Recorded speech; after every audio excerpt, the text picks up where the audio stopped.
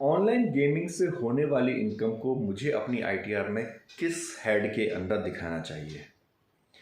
दोस्तों, यदि आपके मन में भी ये सवाल है तो इस सवाल का जवाब हम जानेंगे आज की इस वीडियो में आगे बढ़ने से पहले आपसे रिक्वेस्ट, यदि अभी तक आपने हमारे चैनल को सब्सक्राइब नहीं किया है तो इसे तुरंत सब्सक्राइब कीजिए और हाँ, बेल आइकन को दबाना मत भूलिएगा, जिससे कि आपको लेटेस्ट नोटिफिकेशंस मिलती रहें।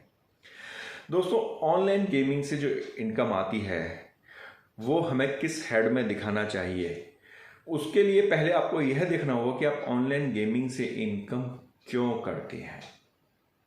जी हाँ, क्या ऑनलाइन गेमिंग से इनकम करना या ऑनलाइन गेमिंग खेलना आपका बिजनेस है?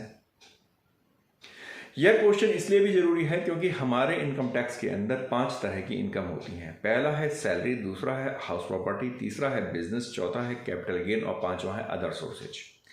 हमें अपनी इनकम को इन्हीं 5 कैटेगरी के अंदर डिवाइड करना होता है। इसी में से किसी एक कैटेगरी के अंदर हमें एलोकेट करना होता है। अब हम ऑनलाइन गेमिंग की बात करते हैं तो ऑनलाइन गेमिंग क्या सैलरी इनकम है? जवाब है नहीं, ऑब्वियस सी बात है। क्या वो इनकम फ्रॉम हाउस प्रॉपर्टी है? जवाब है नहीं। तो इसका मतलब ऑनलाइन गेमिंग ना तो सैलरी के अंदर आएगी, ना ही वो हाउस प्रॉपर्टी के अंदर आएगी। अब तीसरा आता है, क्या ऑनलाइन गेमिंग बिजनेस इनकम है? तो जो मैंने सबसे पहले आपसे क्वेश्चन पूछा है कि क्या आप इसका बिजनेस करते हैं, तो बिजनेस तो आपका ऑनलाइन गेमिंग नहीं है, ये तो आपका इंटरेस्ट और आप इसे खेलते हैं, तो ये बिजनेस इनकम भी नहीं हुई। फोर्थ आपकी आती है कि क्या ऑनलाइन गेमिंग कैपिटल गेन है? तो ऑनलाइन गेमिंग कैपिटल की डेफिनेशन में आती है या नहीं आती है? तो अगर हम कैपिटल की डेफिनेशन इनकम टैक्स के अंदर देखेंगे तो ऑनलाइन गेमिंग कैपिटल की डेफिनेशन में भी नहीं आती है। तो इसका मतलब वहाँ पे कैपिटल गेन या लॉस नहीं होगा, तो ऑनलाइन गेमिंग की इनकम कैपिटल गेन में भी नहीं आएगी। अब रह गई सिर्फ और सिर्फ अदर सोर्सेज। तो ऑनलाइन गेमिंग जो इनकम है वो आपको शो करनी होगी इनकम फ्रॉम अदर सोर्सेज के हेड के अंदर। जी हाँ, आपने जो भी इनकम कमाई है ऑनलाइन गेमिंग के अंदर वो आपको income from other sources head के अंदर दिखानी होगी।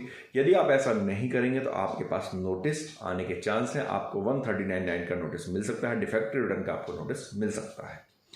ऑनलाइन गेमिंग में कितनी इनकम हुई है, कितनी नहीं हुई है, वो सब आप अपने टीडीएस से भी वेरीफाई कर सकते हैं। और हाँ, ऑनलाइन स्टेटमेंट आपको जो मिलती है उससे जरूर क्रॉस चेक कर लें।